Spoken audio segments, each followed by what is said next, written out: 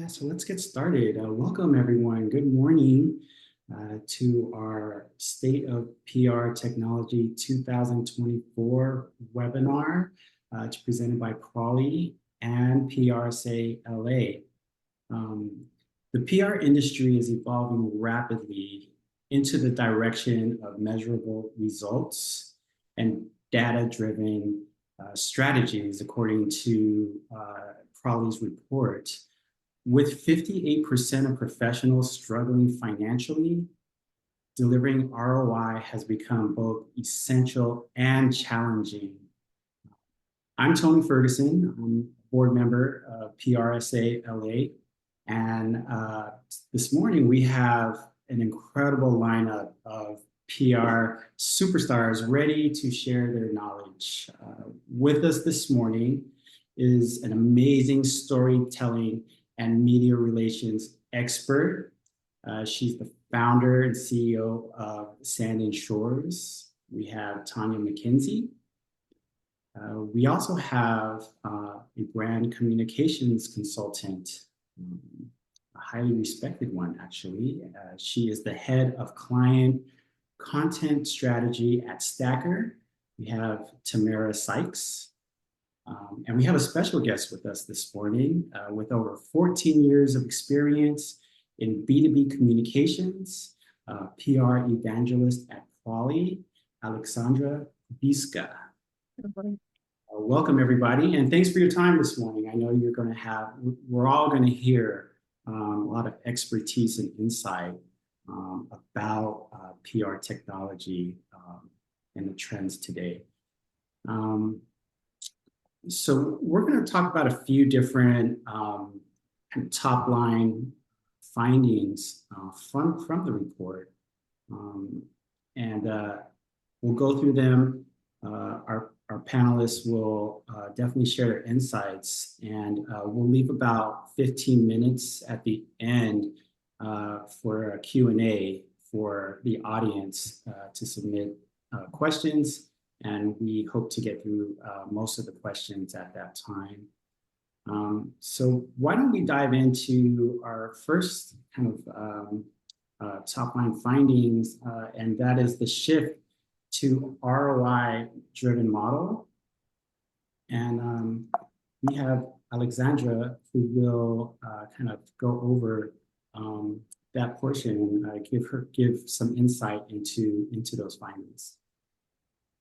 Yes, so all the results you see here are from our online survey that took place a few months ago. And over 250 PR professionals from North America and Europe took part and shared their opinions on PR tools and budgets. So starting with the first, with some trends.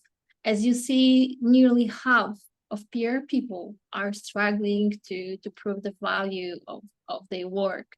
And this has also impact on the set of metrics that they are currently using. And we observe an interesting trend that more and more PR people are reaching out to sales metrics to show the impact of their work. Impact of the coverage on some business outcomes. So this is a very interesting trend.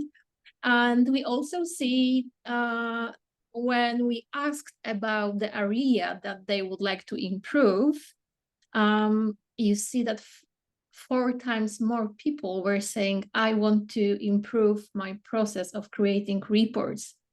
So you can see clearly that the clients and bosses are hungry for results, and they want them served up quickly. All right, thanks for that. So let's dive into a few questions here. We'll start with Tanya. And what metrics have you found most effective in directly linking PR activities to business outcomes? You know, there's a few that are really important to me, and thank you guys for being here. Most important, obviously, is brand awareness. Most companies are trying to understand, is the work that they are paying for at least getting people to know about them? So some of the easier ones would be brand awareness, reach, and things of that nature. But I think it's important that the 48% that struggle to prove their value, part of that is the lack of maybe wanting to delve a lot into the educational piece and dig a little deeper into more of the intrinsic measurements in PR. But that's really where our value comes, is when we can educate them on, the easy thing to look for is the brand awareness, but then there's these other things that really show you that your investment is paying off.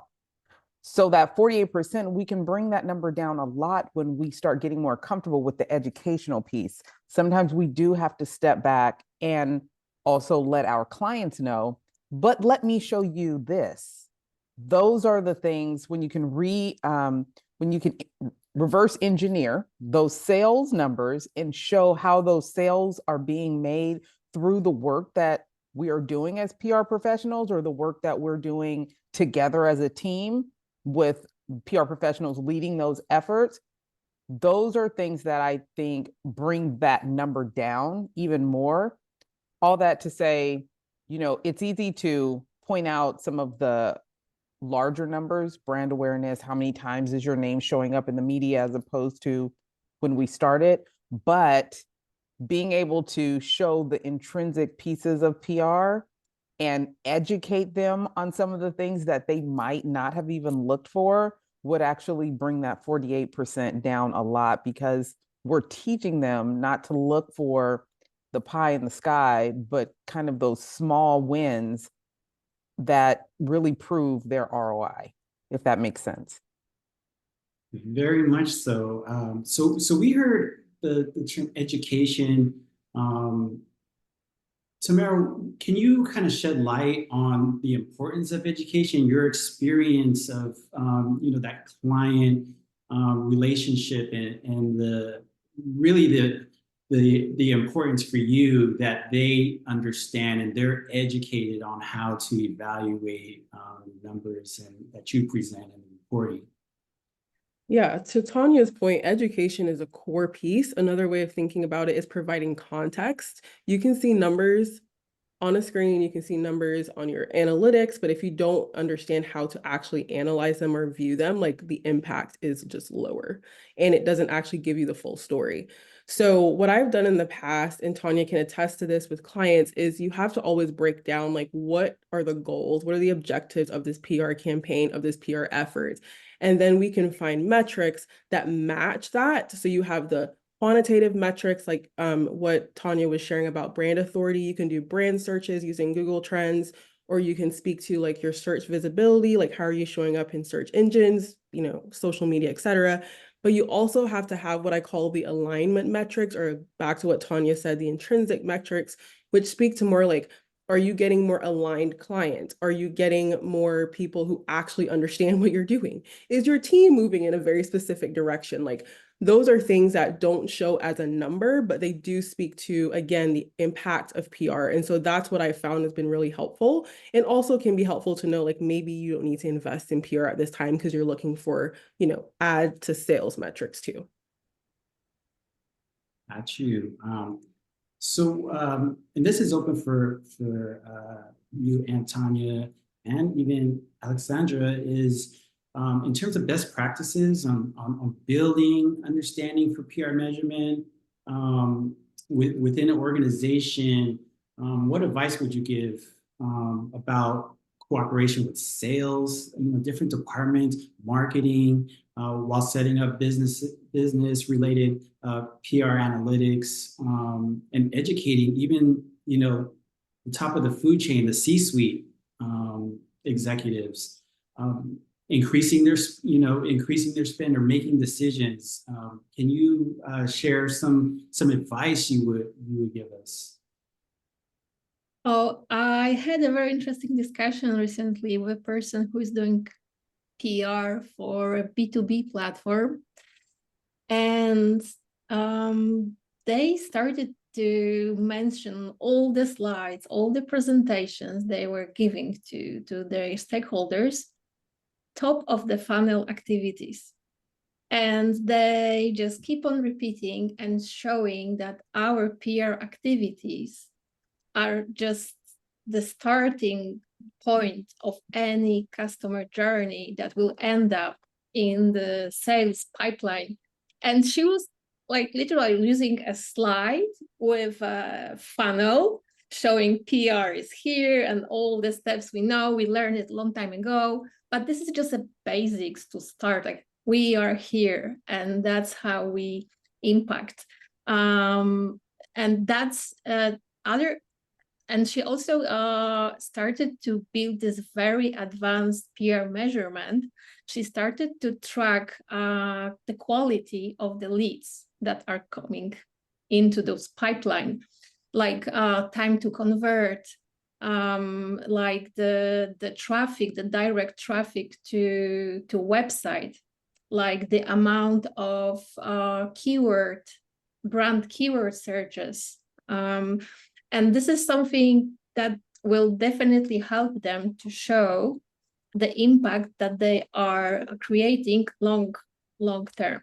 And she started to like join some sales meetings and talk more to their sales colleagues and ask them, okay, where are your clients? Because in B2B platforms, the sales process is extremely long. It takes like months to close the deal, right?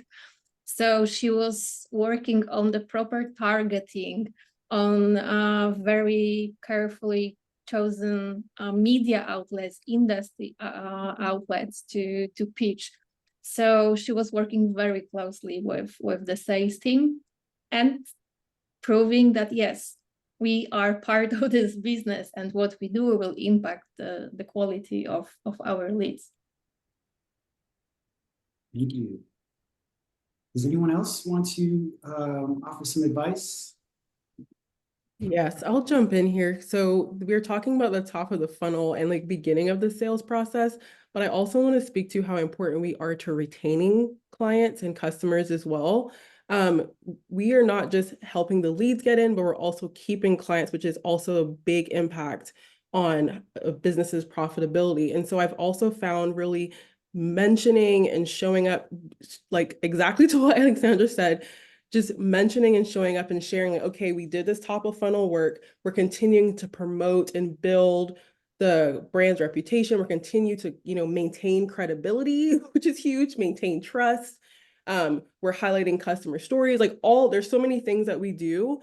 And that's also helping customers stay satisfied, stay happy, and also want to continue working with us in whatever we're offering. So I do want to add that we're not just helping the top of the funnel, but we're also helping keep customers, which again, when you're talking to like the C-suite, they want to know like, how are you helping the company stay profitable? And combining all that, that's our impact.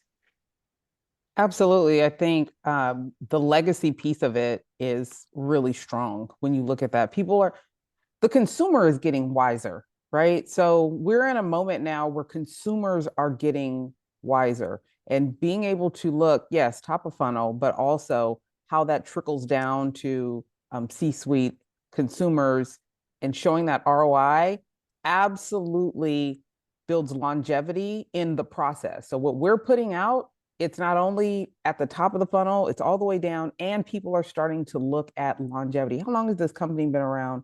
What kind of work are they doing? What can I look to decide if this is where I want to spend my money or not, right? And the work that we do allows for it to have long-term impact, which builds legacy. And no matter when, because then there's timing, no matter when a person is looking it up, checking, might get this information later on down the line, all of those things matter when it comes to the behaviors of the consumer. That then, proves that ROI again. It's long term. It's not just immediate. It's just very long term, and it has staying power. That was great insight and advice. How we again, it's education, it's justification, it's analytics from technology and the reporting. So when that's delivered, so how do you handle pushback from stakeholders when it comes to justifying increasing PR spend? You know, we've all been through these moments where we have to really advise an increase to be more impactful, to deliver what we need to deliver and to make an impact out there, create awareness, exposure, etc. Tamara, can you lend some of your experience with that and kind of chime in on that subject? Yes, I actually like to take a concept from sales on this. I'm not gonna hold you. And I'm actually gonna like compare PR. I know we don't like to, but to Google Ads. So in my career, I've done Google Ads before. And one thing I always liked about how Google Ads would present to you that you need to spend more money was like, here, if you spend this much, you have this impact. If you spend this much, you have this much more impact. And that's really the simplest way to get someone to spend more. I mean, at the end of the day, it's based on what the end result is. If you want to stay at the level you're at, then we can keep the spend, right? But if you want to get to a different level, if you want to get to the next level, then the scope of work has to change, the effort has to change, and the spend has to change. And once you can make that equation really clear to whoever is the decision maker or the budget owner, then you have a winning argument. And usually at that point, they then decide to increase their spend. Even if they don't do it at the time, though, you can upsell them later, which I have seen and been successful with that, where they're like, oh, okay, like I know how this looks. I know what this is like. I'm going to insert this to get this. I get it. I'm going to do that as soon as I have the budget, to do it. So that's my recommendation. I actually have a very consultative way of doing it and very conversational, because when people don't want to invest and make that spend for public relations, my question is, okay, then what are you going to do? I would like to hear what are the alternatives.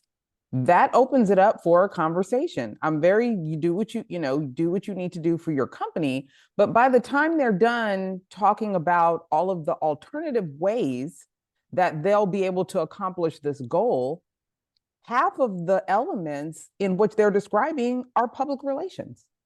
So you're going to get someone in marketing to do what a public relations professional is actually good at doing. Being able to show your quality of marketing and your quality of sales, your quality of public relations needs to be just as firm, or you're going to wind up with a lower quality of results. But listening to people and being well educated in what we actually do, the totality of what public relations is, allows for us to show that most alternatives still have elements of public relations in there. So what is the quality of PR? What is the quality of placements that you actually want to get? It's easy to try to parse it out, but if you're looking for big results, you're going to have a big spend. If you're looking for menial results, either you can do it yourself or you're going to, get some menial results. It just really comes down to, again, us educating, right? Because they don't know what they don't know.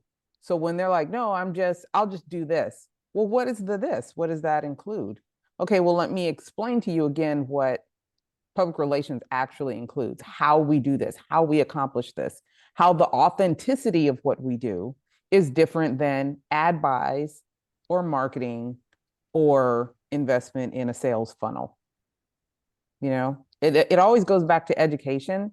And then once they're well educated on it, they can't say, I didn't know. And we've done our job. And that shows, again, the ROI for trusting us to get the job done. Thank you for that. Well, let's move on to another key finding, which touches on the shift towards data-driven decisions. Alexandra, can you kind of highlight some of the findings from the report? Sure. We just need to remember that those data-driven decisions, that they sound so serious, but sometimes it's just like a simple decision. Should I follow up this journalist right now, or what I should put in my follow-up email? And those are decisions I can make based on data. And it was very interesting to observe that more and more people are shifting to using PR platforms or any software that will give me more email analytics than my Gmail inbox, right? We all know that journalists just hate those read receipts. They don't click it, they ignore it. So we don't have any data about the engagement, about the effectiveness of our outreach strategy. So those are those like small everyday decisions that we can do based on data, like no more like gut feeling. We can benefit from the data that the platforms are giving us. And of course, AI, we need to mention AI anytime we speak about PR software right now. But what was interesting that after this initial flirt with generative AI and using AI for creating some content, now PR people are definitely looking for help with crunching numbers, crunching data. And now the expectations towards AI, they also shift. And now we want to use AI for advanced research, for analytics. And this is a very interesting trend to observe. And as we can also see that the adoption in general of PR tools is growing, despite the tight budgets that we are all like facing right now. We still want to work more effectively and make those data-driven decisions every day. Yeah, there's definitely a lot of data out there. So how do you prioritize which data to focus on when PR tools provide so much information? One, but what truly drives decision making for you, Tanya? The goals of the client. That has to be the priority. As much as I have my belief as a professional, the job is to make sure that the client understands and gets what they need. So their goals, and it might change for different campaigns, right? No matter how many campaigns they have, they're probably not going to have the same goal for each one. Some might be sales, some might be brand awareness, some might be strategic collaborations. How do I get more people to want to work with us? And then that also means our strategy is going to be different, which then decides, what the ROI is for the goal that they're trying to accomplish. And that is the primary decision maker on, with all of the tools that we have, what strategy am I going to put in place so that I can show the client the results that they need to decide or be proven that your investment in PR was righteous, right? My goal is this is the strategy, these are the tools that we're going to use to be able to measure that. Again, a lot of those things, a lot of the results and analytics that comes out, that's also good for us to be able to use, and if our strategy is working. Depending on how intrinsic it is, that lets us know, am I on the right path? Because we also know as professionals what results are going to give us what we can prove to the client. But with all of these tools, the most important ones are the ones that will actually show the client the results that they're looking for that particular strategy and campaign. You want to look at something, and I'm really glad that they brought up email, because some clients don't even have newsletters yet. But being able to decide, okay, I'm going to help them put together this newsletter, and the tools that they have for those now, not just regular email, but if you're using amazing tools like Prowly, then you get to find out how many people actually clicked on the link that we were trying to get people to go to. How many people went from the link to the actual purchase, or at least back to the website. So they wanted more information on the organization. I just feel like these tools that we have in front of us allow for us to continuously show clients their ROI when it comes to public relations, depending on what the goal is, and not being so stuck on what we want them to see. And of course, it's like placements. Oh, let me show you these placements. It's going to be great. But that might not be the most important piece to that strategy that they're looking for. So I just always suggest client competence first. What is the client's goal? And how do we show them that first? And then everything else can follow. Tamara, do you have anything to add?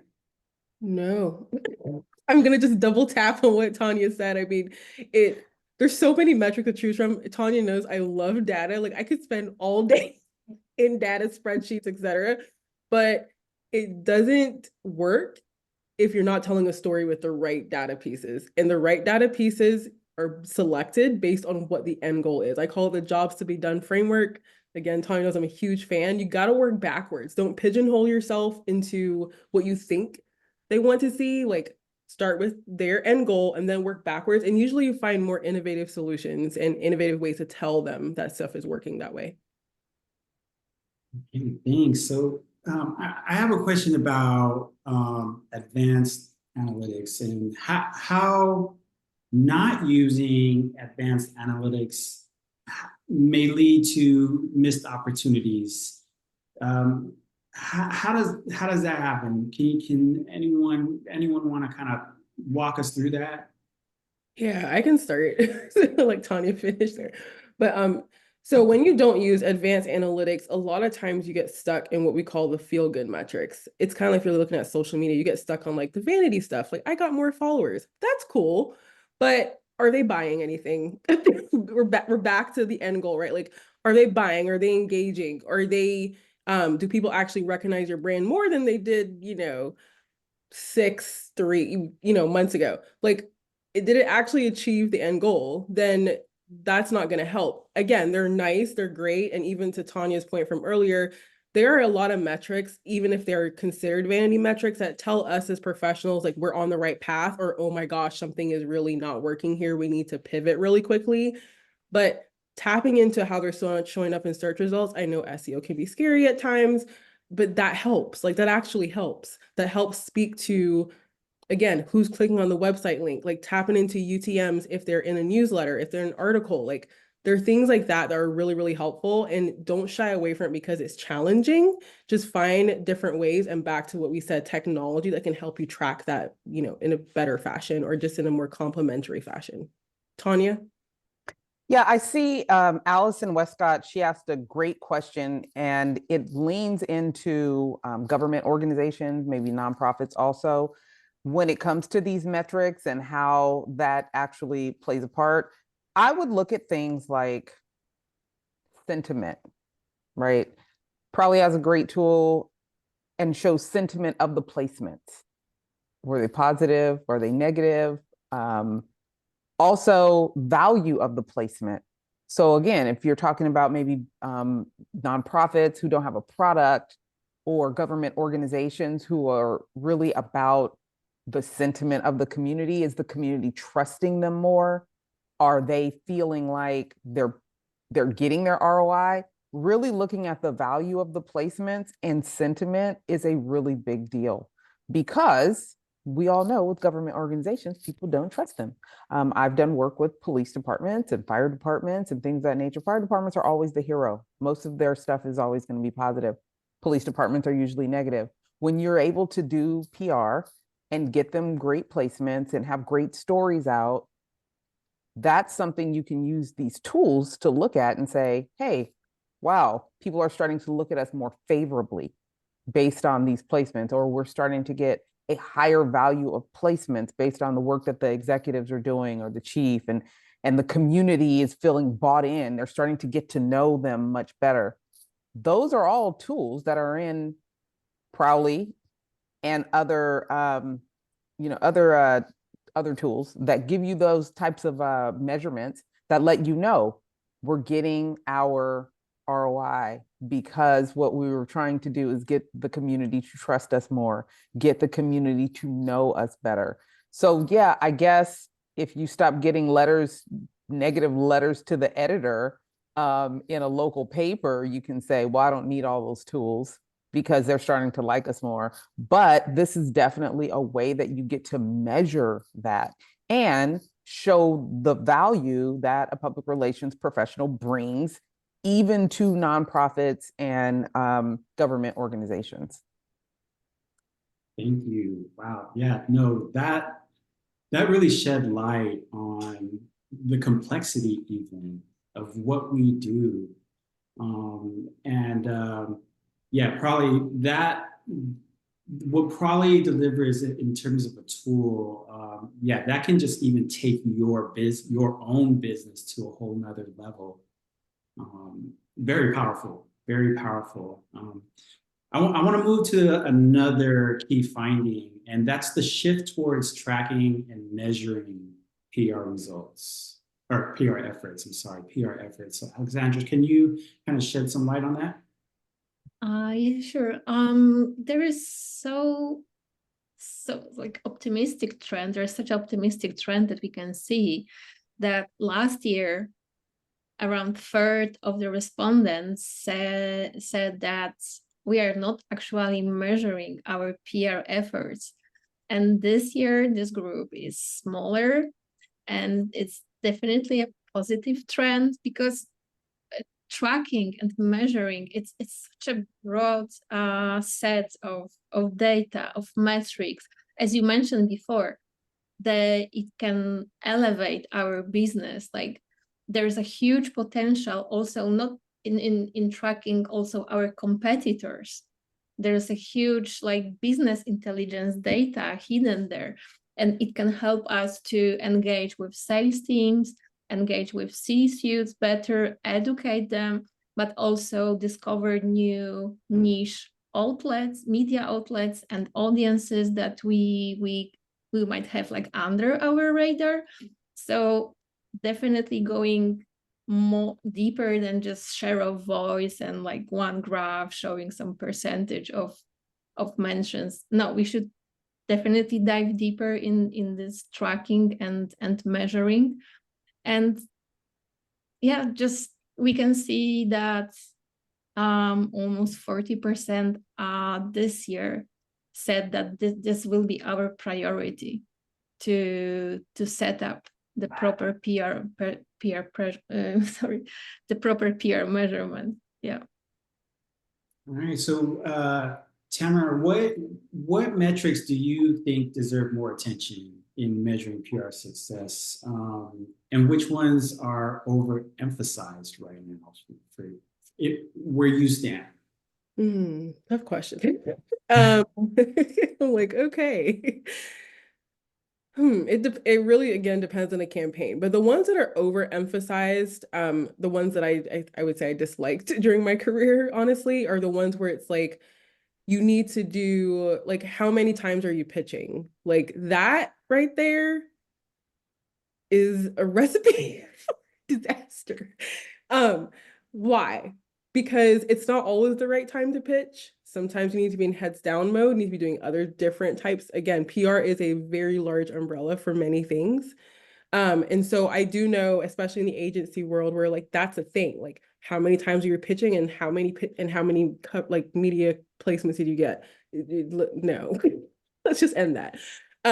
What I think is better is a lot of things what Prowly does is like, what's the brand recognition? Like, what does that look like? Back to what Tanya said, what's the sentiment? Because we're in the business of trust and credibility at the end of the day.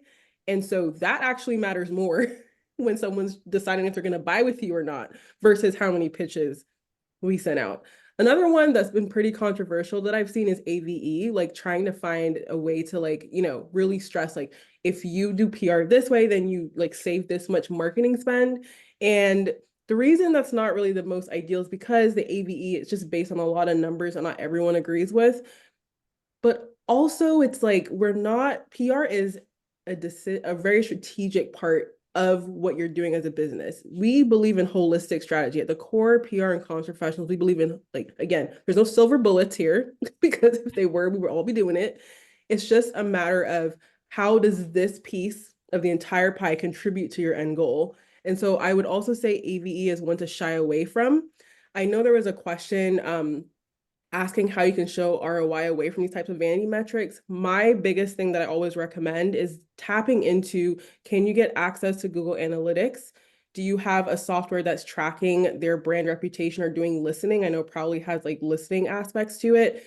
Those are things that you can use to help quantify the impact of your campaign.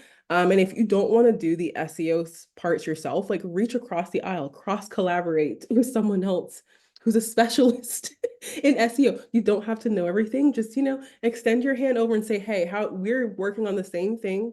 We have the same North Star. Let's put a dashboard together that speaks to what we're doing here. So that's me. Yeah. I can relate. I know exactly. I'm that guy. I know. Love it. Tanya, do you have anything to add from your experience? Not too much. Share of voice is one of the I would say less utilized pieces of what am I thinking? Where are my words at right now? Measurements. And that is more or less where, not just that you're showing up, but where are you showing up? How are you showing up? Just being, having your name thrown out there because maybe an influencer or someone says it, that's one thing, but how are you showing up in conversations? How is your brand being represented and put out there? So I think that share of voice piece, because it also shows where you are compared to your competitor, right? Or, someone that you're close aligned with in the industry. Is your name of your company, your brand popping up when it's relevant? And if not, how can us as PR professionals work with you to start doing more to make that happen? So again, it's very goal related, again, to what the client is looking to do. But for us, PR professionals, it lets us know if the work that we're doing, the stories that we're putting out, the journalists and writers that we are connecting with, are they putting our brand, our client's brand, in the places that they actually should be, not just throwing it out there. Like people do this for SEO. We know that. They just throw stuff out there. They have the backlinks. Is it relevant? Is it going to increase the longevity and legacy of the PR work that we do? Which really is the impact that clients want to see. Long after we're done with our work continues to show up, right? Because that's authentic, really good, authentic PR work. Well, share of voice is one of those things that says, yes, we are showing up in the right conversations, in the right places. We're working with the right media people to be able to get those placements. So I think that might be one of the less utilized metrics that are out there. But again, when you do have tools like Prowly, you're able to like check that out and make sure that the goal that we are going for is actually what's happening. Got you. Backwards. This is what I really want to get to here. This is a very well. Let's get to it. Budget. No, this is like the question. Budget cuts. Alexandra, what were some of the things probably found in the research?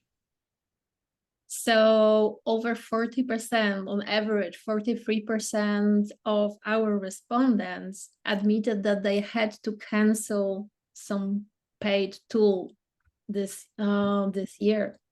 And diving deeper, we could see that agencies got hit hardest with the budget cuts. And those were people who were really they have to do more with less right now.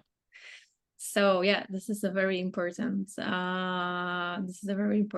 slide, and I'm happy to hear your thoughts on making budget cuts. Like what should be the strategy for making savings, or maybe there are some things that we shouldn't never save on. I don't know. I'm curious to hear. Tamara, you want to start? Because I want to hear too. I want to hear. Ooh, budget. I'm laughing because yes, this is the question. Budget cuts. Oh my goodness. They're inevitable, unfortunately, but also have increased, I think, also due to like just the economy, the market right now. The best, I think the most ideal, I'm gonna go with ideal because this is not a good scenario, but like ideally, what I recommend and what I've done is if you're looking for a PR tool, especially what's non-negotiable and what's a nice to have. So like Prowly, for example, is a very comprehensive tool. It covers a lot of things. We talked about sentiment, we talk about share of voice. I know that Prowly has a feature where you can also you can look for your media, like your journalists, the media you want to contact. They also have a way to like auto track what's happening. Like you can actually set something up and it just does the work for you to find where your brand's being mentioned in your links. So like to me, that's a win because I don't have to look in several different places. And also like flexibility when it comes to pricing is another big thing. So some companies, whether you're nonprofit, agencies, in-house team, like we could pick all of the above, especially what's on this chart. They have a preference of how like to spend money, and you can make a case of like, this is a subscription, I need it for this amount of time. Let's spend it this way. And then when we need to turn it off or if it's not useful, then we can get out of it easier versus others who have yearly, annual, or like you have to do biannual contracts. It's a lot more challenging. Like I'm seeing this even when I talk to clients where I'm currently at Stacker. It's really hard to have that conversation if you're trying to do a year or 2 years out without very concrete ways that this is going to be impactful. So my suggestion is find what the spending IQ or personalities of the company and speak to that and find very comprehensive tools. Again, I'm just plugging Prowly because I've used it. It's been very helpful. And again, once you do that, it just really helps you have that conversation in a budget cut situation. Okay. Let's talk AI. Like how can AI help in this scenario of budget cuts and working with less? How has it worked for you guys? Well, I'll go. And it's almost speaking to the budget cut conversation, which does happen. I try to make sure that I relate time to money. If you are looking to spend money on sales or marketing instead of PR, understand that the results are definitely going to be different. On top of the fact that these are not legacy long or results with longevity, right? Once you spend on that ad and that ad is done running on said date, it's over. It's done. The ads goes away. It's not there. But being able to look at the work that PR individuals do, it's longevity. It's months and months after we're gone, those articles, that sentiment, that podcast placement, all of those things still live and breathe. So looking at how we also integrate AI in this, it's like not only does the work that we do have longevity, now we can do it faster. So we can get more done faster and have long-lasting results as opposed to your spend on this ad and when the ad is done, it's over. Hoping that those decision makers are actually astute in business and recognize the choices that need to be made. Yes, I understand budget cuts happen. So maybe you slow down and you're not in fast forward, but stopping is really cutting back on the results that you say you want for your business. So again, it's always having these conversations where you're educating them past what they already know, because even PR professionals are still learning on a regular basis. So people that don't have a background in public relations and communications don't really understand this stuff. A lot of it is just very surface for them. So being able to use our education and our knowledge and expertise in the field along with, and now we have this tool that makes it faster so we can get actually more done in less time instead of you backing off of doing this work. How about you back off of something else and then we continue to do better work faster and save you money. And at the end of the day, it brings you money because now we have all these other tools that shows, hey, we're doing the work. And not only are they clicking on your newsletter and going to your website, they're buying your products. And the the sentiment about your business is much better than it was before we started working. So always giving, when it comes to being budget conscious, giving that extra. And by the way, because remember, we talked about before, what metrics do we show them? Well, it's about their goal, but it doesn't mean we don't have all these other tools in our bag to be able to pull those out when the moment calls for it. We're just not inundating them with all this extra information that they don't need at the time. Those are still our tools, our pieces of information, our reports to be able to share when we need to show them exactly how powerful the work is that we do. So again, AI, faster, get more done, and then continue to build the legacy of those organizations. Because at the end of the day, I think that's what most people want to do, is they want to make sure that the work that they're looking for lasts and it's bringing it back to sales. Yeah, no, thank you. That was some great insight. So we're the season for budgeting is coming soon. We're getting close to the fourth quarter. What advice for a PR pro that has to make some savings in 2025? What's some advice there? And the other thing is the other question is how do you evaluate the current PR tech stack? I mean, how are you kind of figuring out, and we touched on this a little bit in some of your answers, but how do you figure out what to use, what to invest in, what's going to be right for you, your foresight about 2025? Can you kind of give us some advice of how you're approaching going into 2025 in terms of budgeting? Yeah, I can jump in. So I'm going to start with, literally it's going to sound like a decluttering hack. And again, I'm a huge organizer, so I have to start here. The best way to start with like budget cuts, if you're asked like you have to cut by 5%, et cetera, is to look at what you actually are using. Just take a look. Go back and see, what are you actually using? Back to the point of, if you were presenting things to clients or to the C-suite, what tools actually helped you present the best story to those stakeholders? Just that part, again, just consider it your 2024 decluttering for 2025, will show you what can be cut. Because clearly it's not important if you're not using it. Just, I know it's hard, but we got to let it go. So let's start there. But before you even cut it, back to Tanya's point about, there are still metrics that you have to track for you, so you know what direction is working, what's not working, even though it may not necessarily be something you present to stakeholders. Okay, what tools are actually giving you that? Sometimes we get distracted by the shiniest tool. We get distracted by, if it costs more, like maybe that's what the one I should have. Like, no, let's go back to basics.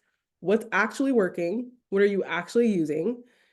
Keep those, because they're clearly non-negotiable. You cannot live without those. And then look at the other list and be like, okay, what's actually helping me be in alignment with my client, be in alignment with what I consider to be successful? Like, what is that? So that's honestly mine. I'm just, everyone, if they know me, I'm an organization person, and that's where I would start. Like, you need to start there. Tanya, any recommendations? Yeah, declutter, get rid of the junk. No, Yeah. I think it's also about, there's a little peer pressure that goes on, and I think in every business, it's almost like Salesforce. There's so many companies that have it. Do you use all of the elements? Can you peel back? Do you actually use it? Is it helpful? Is it helpful to your staff, to your team? How are you? This is my other trick, communicating internally. Is it something that can help you communicate better internally? Let's start with that. And then you kind of go from there. What are you missing? Then can you upgrade something you're already using and get rid of something else?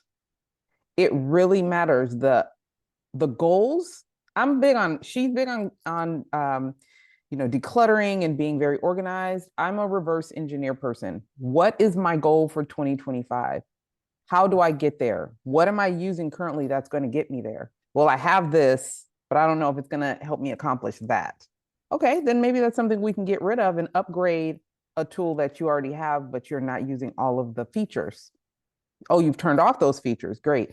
I've even advised people to get tech consulting, like get a tech consultant to see if all of the technology you're using is for you and is it connected? Can it be better connected?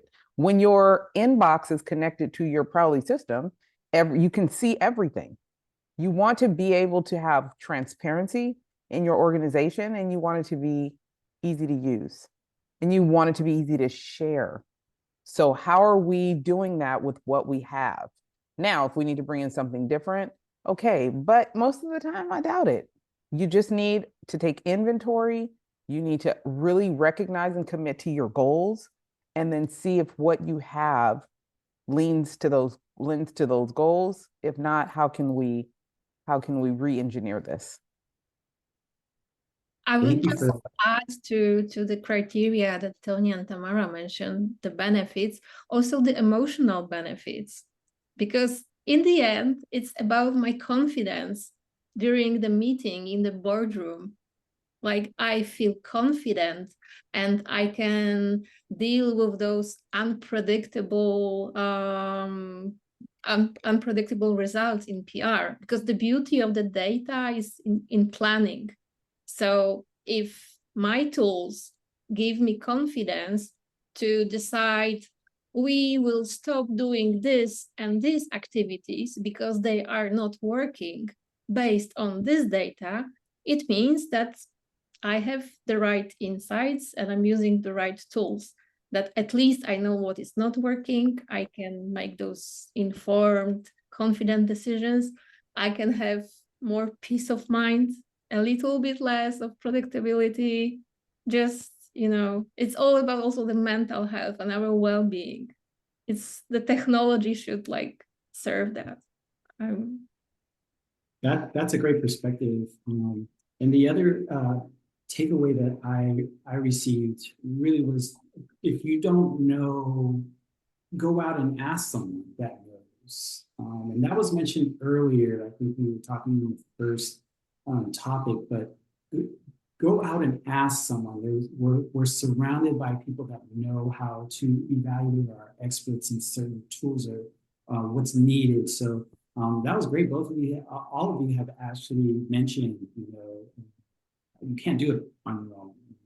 Don't try. If you don't know, ask someone. So speaking of asking, this is a great time to segue into the Q&A portion. And we've received quite a few questions already. So I'll just jump into the first one that came in early, actually, from Allison. She says, curious if any of you have experience applying these tools to measure effectiveness of PR for governmental organizations. The mission is different than business, and there are often multiple interest groups being engaged in different ways. Does anyone want to answer that question? That's a great question, actually. I kind of leaned into it earlier in regards to sentiment and really recognizing if your brand, if the brand, whether it's nonprofit or a government organization, is showing up in a positive light. I did a talk for government agencies before, and so many times the community does not know anybody in these buildings. So a PR professional, because they have their PIOs, which give out information, but it doesn't help people get to know the people that are actually in charge of their money, in charge of their safety, in charge of these vital services that go into providing them for the community. So running a great, and this is just an example, running a great PR campaign that's telling stories of how this organization has impacted actual people in the community, how it has changed lives, telling stories of people inside of these buildings, can then turn around and show positive sentiment in the media. Okay. And when you're able to do that, that is showing your ROI. It is showing less people are questioning if they can trust you, less people are questioning if you're actually doing your job. because now they have names and they have stories and they have faces that go with the people that they've talked to on the phone, and they're trusting them more. So you might not even see a lot of positive articles. You might just start seeing less negative ones. You might just see less complaining. You might just see less letters to the editor. But all of those things are saying, hey, you're less likely to get sued because less people are mad at you. There's so many different ways when you're talking about nonprofits and government organizations to be able to use these tools to say, hey, our PR people are doing a great job. PIOs is one thing. Public relations professionals are going to make the relationship more dynamic, and the tools that we're able to use will show that. Thank you. Thank you for that. I'll go to another question. And this might be a question for Tamara. This is from Simon. I am curious if there's a way to evaluate ROI of PR and calculate an estimate what of it without leaning in on vanity metrics such as AVE. Yeah, I mean, at the end of the day, and I had tapped into this earlier as well, like it really comes down to the goal. So my experience has really been in the agency solopreneur, like for-profit world. And in all of those cases, we can all be honest, they're trying to get profitability and revenue. So some things that have helped me that you can use, like I said, reach across the aisle and work with your SEO and marketing team. They have access to tools that actually help you tell your story as well. We talked about brand searches. If you're using a tool like Prowly, you can also see, like, again, tapping into that share of voice. Those two actually complement each other. So you can say, hey, your share of voice increased, and here's how you see it in search, because what they're thinking is, if someone typed, how many more, times has someone typed in my name? What do? We help build trust, credibility, recognition, like tie those together. Another thing that's really helpful too, looking at qualified leads or qualified marketing leads, whether for sales or just people like tapping in and coming to your website. You can actually do that by even going into like how much shorter is the sales cycle based on all the work you've been doing. So I've actually done this recently where it's like, okay, especially if we're talking about retaining a client, this is very helpful. Okay, like they've been working with us for this long. You enter the picture, whatever story you've been telling about the brand enters the picture. Do they go from taking months to stay and you have a revenue gap? Or does it shorten to weeks? That is a win. That's just something I also want to call out. They're just different ways. And I do think sometimes we're like, oh, like I think Alexandra pointed this out, we overthink it and we get really caught up in like we think we're gonna fail. But in reality, I think it's really a point of trusting your expertise. We tell stories, we paint pictures, we position, we sell trust. You already have the expertise, you already have the know-how, just walk in that and use the data as like your assistant who's just helping you put together a really good picture to present it. But I think when you tap into that and all those other things, like I said, brand searches, SERPs, I mean, share of voice, saturation of the market, like all of those things can actually help you tell a story without jumping into AVE and things that aren't recognized or trusted or just feel like vanity stuff. Yeah, thank you for that. We've answered the questions, but I do want to highlight some insight that my fellow board member, John McCartney, kind of lent to us in the chat. If you haven't seen it, he says, from the APR point of view, PR measurement goes back to SMART, specific, measurable, achievable, relevant, time-bound. AVE is not a recognized value of PR according to the Barcelona principles, something that is made clear during the APR process. So thanks for that, John. Thanks for that insight. And we're getting towards the end of this webinar, and I just wanted to leave some time for Alexandra to give us any summary of what we talked about today and the importance of this key report that is very beneficial to all of us. I'll just I would like to encourage you to read the whole State of Tech PR report that you can find on Prowly website, and just to see how others are dealing with those challenges, how others are dealing with tight budgets, because adapting to those tight budgets doesn't have to mean sacrificing on performance. It's all about like working smarter with AI in the background and choosing the right data set to track, to be more confident, to transform those prove your worth conversations into just like chances to shine. Yeah. All right, well, listen, thank you everyone for your time this morning. This is very insightful, especially at this time of the year going into 2025. Definitely check out the report. It's very insightful and it will really open up your mind to thinking of the power of data and data that fit for what you're doing. So thank you very much. We appreciate all your time to the panelists today, the speakers. Thank you so much for your insight. Very powerful stuff.